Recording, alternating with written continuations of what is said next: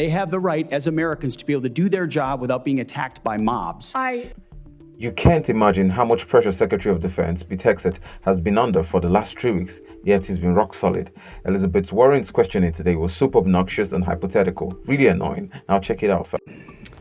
Thank you, Mr. Chairman. So President Trump has deployed the National Guard and then the U.S. Marines to Los Angeles over the objections of state and local officials, saying that the troops are needed to support immigration detention operations that are being carried out by ICE.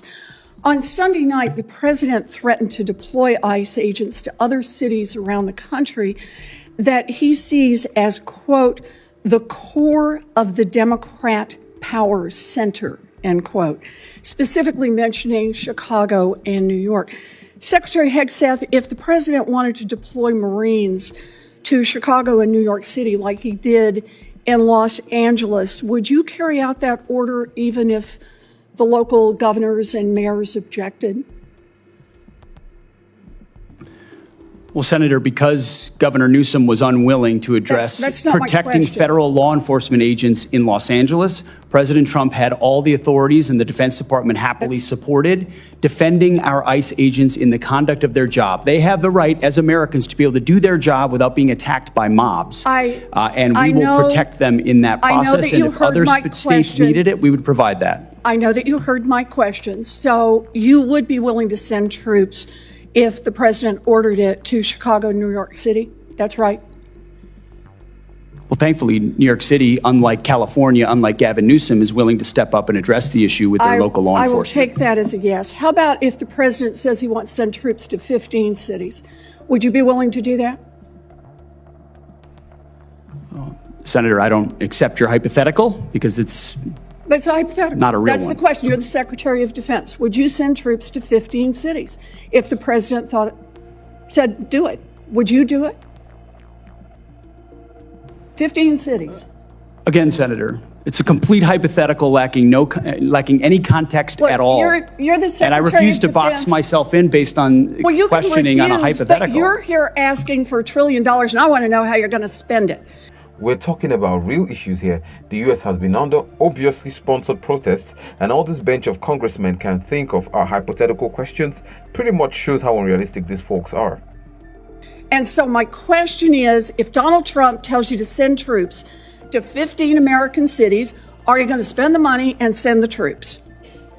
Thankfully, we're spending money on securing our southern border, a way the previous administration abandoned and allowed 21 million illegals to enter our country. So defending our homeland is a real serious priority under this administration, and we're doing it. I understand the question about defense. Secretary Hegseth, about 4,000 National Guard troops and 700 Marines have been sent to L.A. Is there a number of troops deployed to American cities over the objections of governors and mayors at which you would be concerned that we are undermining our national defense? Senator, we've spent 2 decades guarding other people's borders. We think at the Defense Department it's about time we shore up ours. So that's my question. Is there a number at which sending those troops to Los Angeles or Chicago or New York starts to undermine our ability to defend ourselves around the globe? Is there a number? Senator, we look at capabilities and readiness around the globe all the time, and we're quite satisfied with our capabilities to defend the homeland, and we'll provide more if and when it's necessary. So you are satisfied with our capabilities. Let me just ask, have you actually done the analysis and figured out how many troops you can deploy domestically before you start to undermine readiness around the world?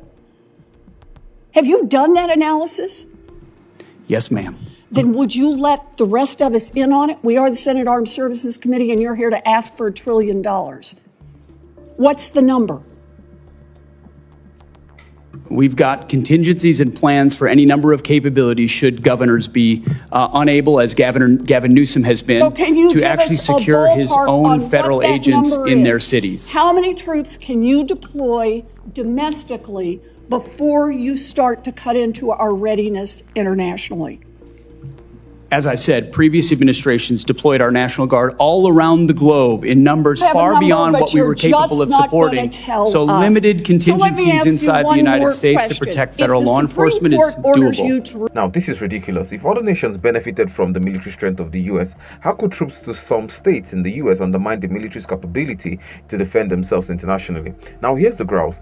The Democrat governors are unhappy with President Trump's decision to send the army to quell the anti-ICE protests, totally disregarding the opinion.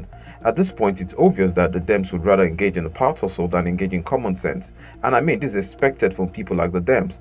Most of them, I wouldn't say all of them, but you can trust that, 90 to 95% of them are really very unrealistic with their expectations and whatever they believe in. Well, folks, I want to know what you all think in the comment section. Please do well to like this clip and turn on your post notification bell. Until our next clip, which is coming up very soon, please do well to keep staying sensible. Peace out, fam.